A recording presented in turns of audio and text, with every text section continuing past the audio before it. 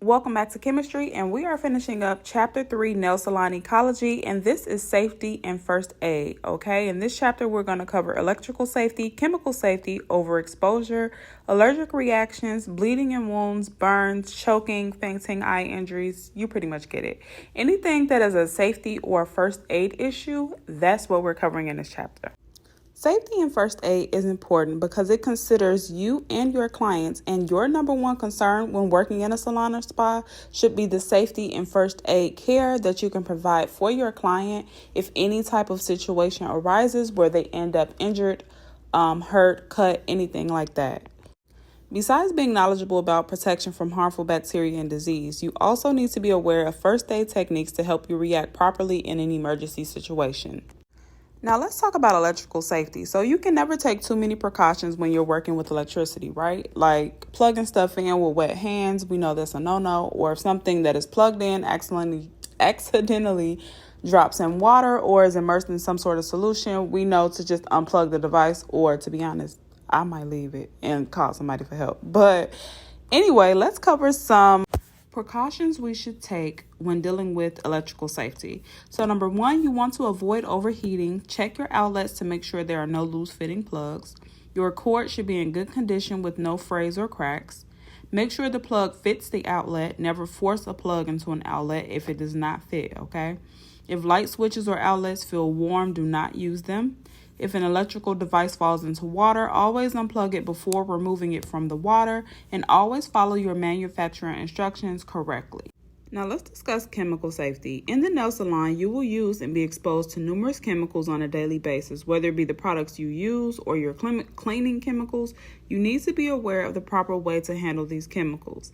So this is what you do. You safely check your chemical products, and it will be able to help you better protect your clients, your coworkers, and yourself. So like in the last chapter where we talked about efficacy labels and reading to know what the product is used for and how to use it, that's extremely important. Okay, I know sometimes we just like, oh, this is a disinfectant, let me just clean with it. But most disinfectants need to be diluted with water. I know, right? Groundbreaking. But that's why we need to read labels and instructions to know how to use the product to better protect us, and especially when it comes to chemical safety. Up next, we're talking about ventilation. So this just moves outdoor air into a building or room and distributes the air within the building or room, okay? This is extremely important with working with nail products, as we know with monomer. That scent is extremely strong. It can be if you don't have a low odor monomer. So it's best to do it with the window open or have some type of circulation in the room that you are doing nails in, okay? In a salon, or even if you are home-based. So we know that the main product used in most nail products is EMA. But in 1974, the US FDA outlawed a similar chemical, which is MMA. And we all know MMA to be extremely terrible. But it was proven harmful to nail techs and clients. However, both MMA and EMA can cause contact dermatitis, asthma, and allergies in the eyes and nose if the salon or your home space isn't properly ventilated, okay? So you always want to make sure that you have some sort of fresh air circulating so you're just not caught up in all of those fumes that you're working with and dealing with, especially if you take clients from sun up to sundown.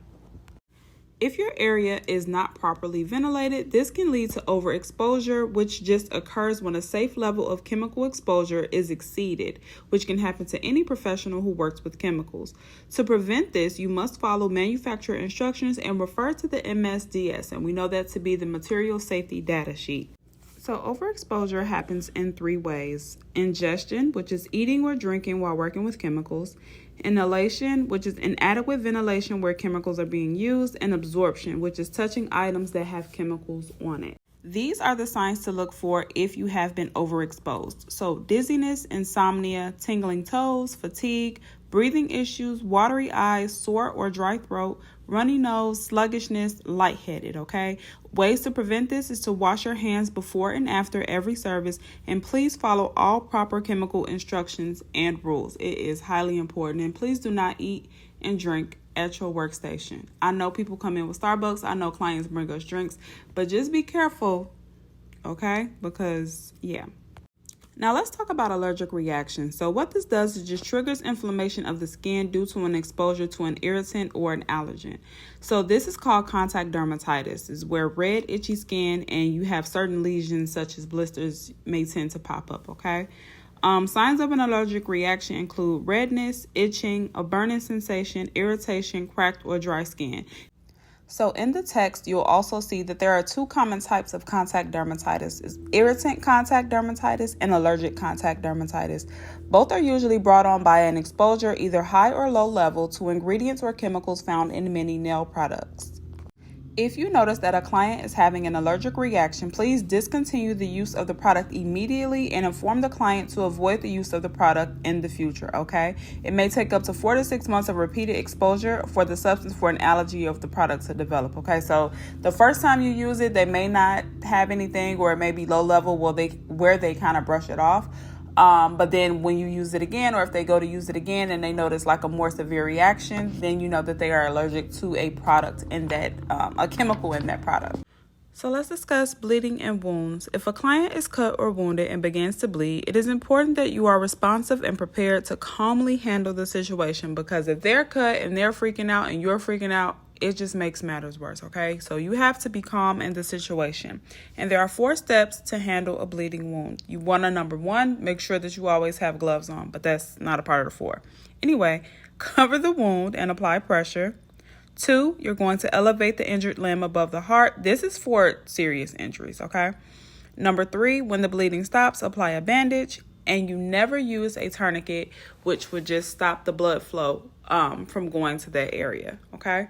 If the injury is more serious, you definitely want to call 911. Now, if this is just you're using your e-file and you cut the client's finger or you nip them, this is, of course, not for that. You would obviously just clean the area with some peroxide and then bandage it if it's bleeding really bad. Otherwise, this is how you handle more serious injuries that you can control. And if it's out of your control, then of course you want to call 911. Next up, we're talking about burns. So in the salon or spa environment, wherever, chemical, heat, or electrical burns are a possibility. So the first step toward prevention is learning how they can be caused. So we should know that there are 3 types of burns. That is going to be chemical, heat, and electrical. And let's dive into all 3. With chemical burns, you will experience extreme redness and irritation and possibly mild to severe itching. The skin may also display welts and overall puffiness. With heat burns, it comes from a variety of sources such as electric files, wax, or heated towels. Paraffin wax is one of the few heated products you will use while performing a nail service. And electrical burns is just a result of faulty equipment or improper use. Let's talk about choking. So when a person is choking, they usually grasp the throat with one hand. They're trying to gasp for air, but they can't really get anything out. These are the steps to follow to save a person's life. Number 1, the victim begins to choke. Number 2, determine if they can talk or cough, okay? Wrap your arms around the victim from behind and make a thumbless fist. Perform an upward thrust. And you want to keep providing or keep doing this motion until they cough up whatever it is that they're choking on. This is how you help them, and this is how you save their life if they're choking. Now let's talk about fainting. If you have a client who suddenly faints, I feel for you, because to be honest, I wouldn't even know what to do or how to respond in a situation, but let's look at the textbook.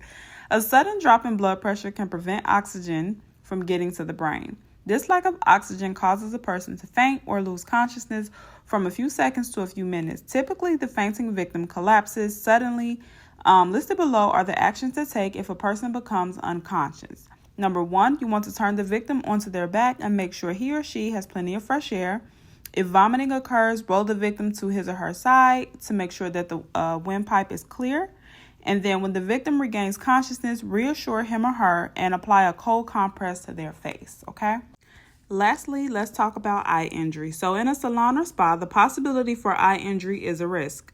Types of injuries include cuts and scratches or getting an embedded object or chemical solution in the eyes.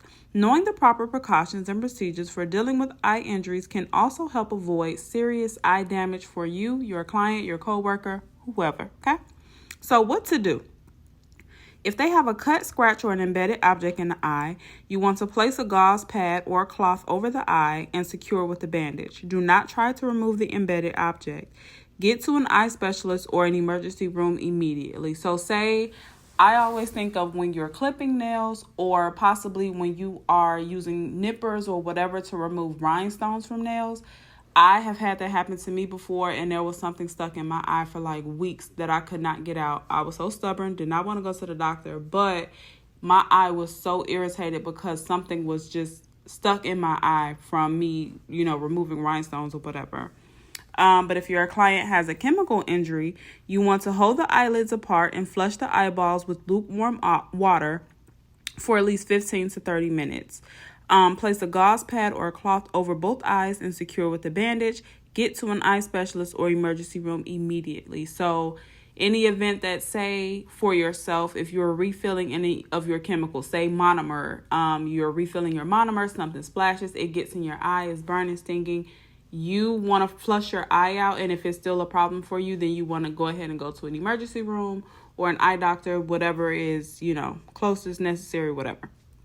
And that is how you handle an eye injury. God forbid any of these things or any of these situations happen to any of you while you're doing nails, but it's important to know so you know how to handle it, or you have a reference or a guide to look back on in the event that this happens while you are performing a service on your client. Well, that's all I have for chapter 3. I know it's been a long time coming. Thank you guys for being so patient with me as I got this out. Per usual, if you have any comments, suggestions, anything like that, let's chat in the comments below, and have a great week. Bye.